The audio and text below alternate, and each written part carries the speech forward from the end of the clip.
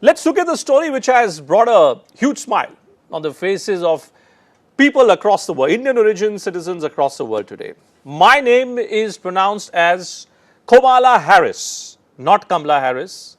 It's Kamala Harris. That's the claim which is being made by Kamala Harris. Let's welcome our guests, three top diplomatic voices who certainly are in a position to tell us exactly why is Kamala Harris's nomination such a big deal and is being encouraged this way and is being spoken about in this great celebratory tone here in India. Pramit Pal Chaudhary, Dr. Sreeram Chaulia, and Suresh Goyal, all the three of them live with us. Warm welcome, gentlemen. Dr. Chaulia, your thoughts. What is it that we know about Kamala Harris? How should we in India, other than the fact that she happens to be of Indian origin, Dr. Chaulia, how do we read this move? What do we know about her as a political voice? She's a junior senator in the state of California, and earlier she was attorney general there. And she's a kind of a centrist Democrat and not on the left.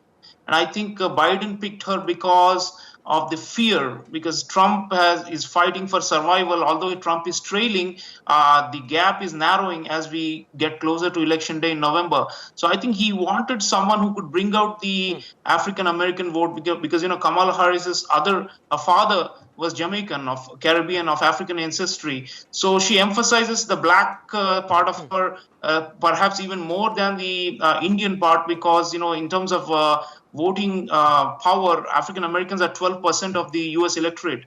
The Asian Americans, including Indians, are hardly 3%. So in that sense, I think they are looking at battleground states where they want to bring the black vote out in a big, sizable numbers. Because last time black people deserted Hillary Clinton, the turnout was not good enough for her to clinch the presidency. So this time she's got a good shot at becoming vice president, and Biden has a good shot because of the coronavirus. And suddenly, Trump's mismanagement of it has really put him on the back foot. He was a front runner until like 4 months ago. So I think in that sense, we could very well see half Indian American actually becoming vice president of the US. There is a realistic possibility. So I think that's a big deal for us. Symbolically, it's important. Doesn't, of course, mean like her relatives were telling your reporters that. But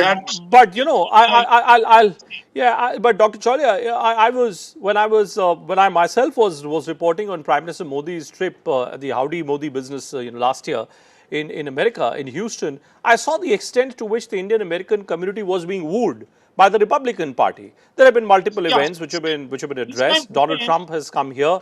Yet you think that the Indian American community in America is more likely to be with the Democrats today than with the Republicans?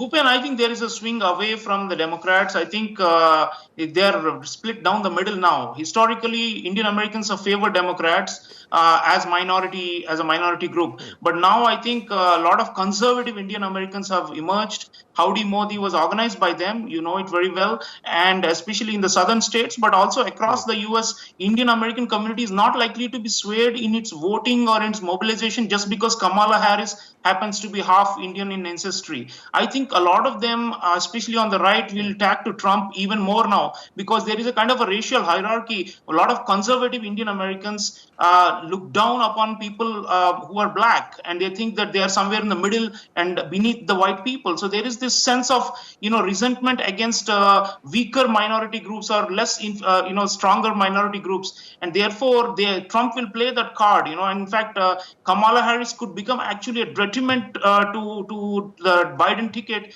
because it will mobilize a lot of white Americans as well as some conservative right-leaning Indian Americans who think Trump is better in terms of being hardline against radical Islam, being countering China, punching them in the face and so on. The Democrats have chosen a safe centrist ticket, Biden and Kamala Harris. But I very much doubt if they are electable just by virtue of the kind of policies they're doing. They need to bring out the turnout, and for turnout, a lot depends. The virus is going on. Many people are afraid that not enough of the base, the Democratic base, is going to be fired up to come out. So Kamala Harris may help to some extent, but it's still an open election. It's not guaranteed that the Democrats are going to win. I think the gap is narrowing, and you will see a lot of ugly racial politics coming out in the open in the coming 3 months, and you never know. It's very polarized. And last time we called for Hillary Clinton, and we were all your thoughts? humble pie. Let's see.